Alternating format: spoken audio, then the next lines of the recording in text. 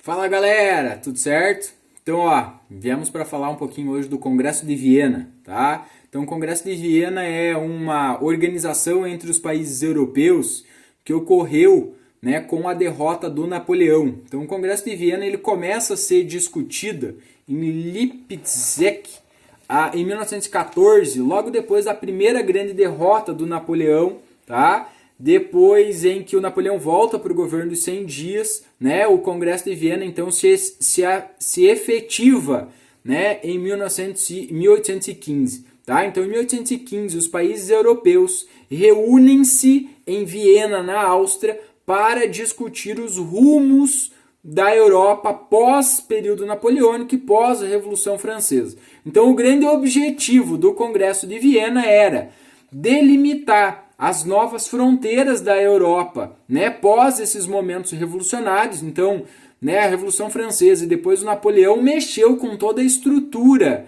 né, fronteiriça da Europa, né? Então todo o mapa da Europa foi mexido pelo Napoleão, pelas conquistas napoleônicas. Então, o Congresso de Viena tinha um dos grandes objetivos era redefinir estas fronteiras, né, e devolver os estados europeus, né, a soberania dos estados para as famílias reais depostas pós esse período revolucionário e pós o período napoleônico. Então, entre os principais envolvidos e mais interessados nesse processo estavam a Áustria, a Prússia, a Rússia e a Inglaterra, que eram as quatro grandes potências mundiais nesse momento. Então, o Congresso de Viena vai girar de forma geral em torno do interesse desses quatro países e daquilo que interessava para eles em questões econômicas, políticas e também das fronteiras, como a gente vai ver nos desdobramentos a partir desse congresso, a partir daí, tá?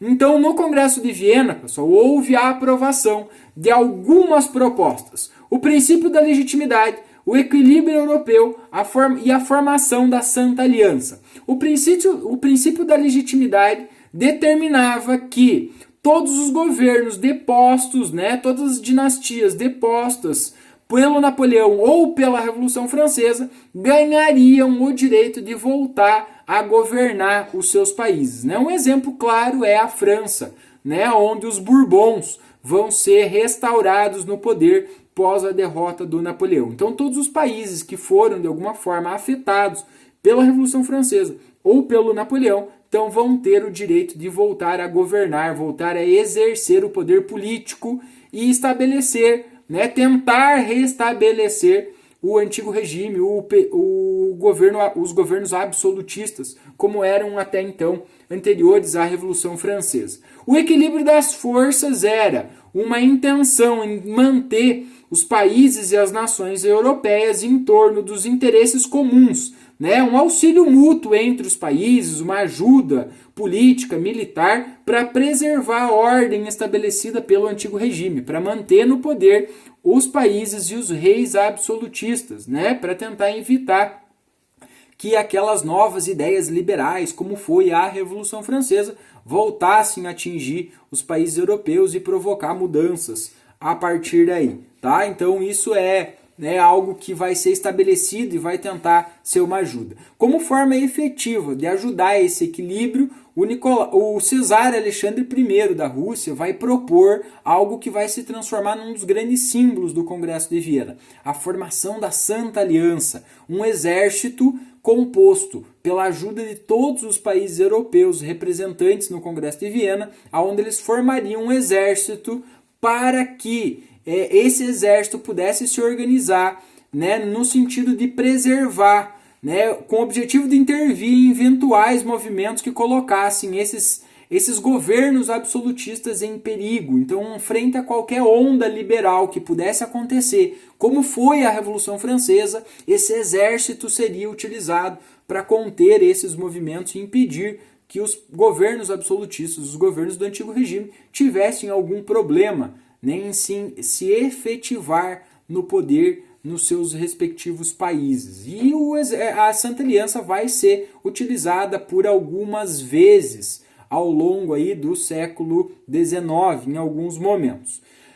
Só alguns dos desdobramentos mais significativos que nós vamos ter aí ao longo, né, após o Congresso de Viena, né, vai ser a utilização da Santa Aliança em alguns movimentos liberais de contestação ou tentativa de oposição à restauração das antigas monarquias absolutistas, mas a partir de 1820, um movimento que começa aqui na América vai colocar em xeque todo o processo da Santa Aliança e essa tentativa da restauração do antigo regime, que é as independências da América espanhola e portuguesa. Quando os países europeus, né, eles começam a perceber que suas colônias aqui na América, principalmente, né, os países que as colônias portuguesas e espanholas, começam a entrar no seu processo de independência, né, seguindo os caminhos que os Estados Unidos teve, né, e seguindo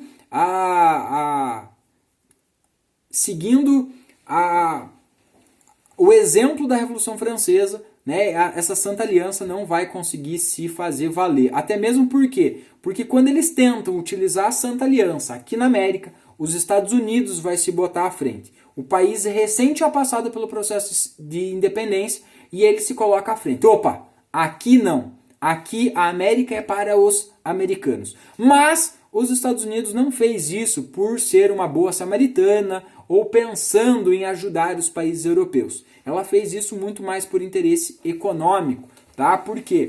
Porque quanto menos interferência os países europeus tivessem sobre os países latino-americanos, maior seria o benefício econômico e maior o mercado americano estaria aberto para os interesses do mercado estadunidense nesse sentido. Tá certo?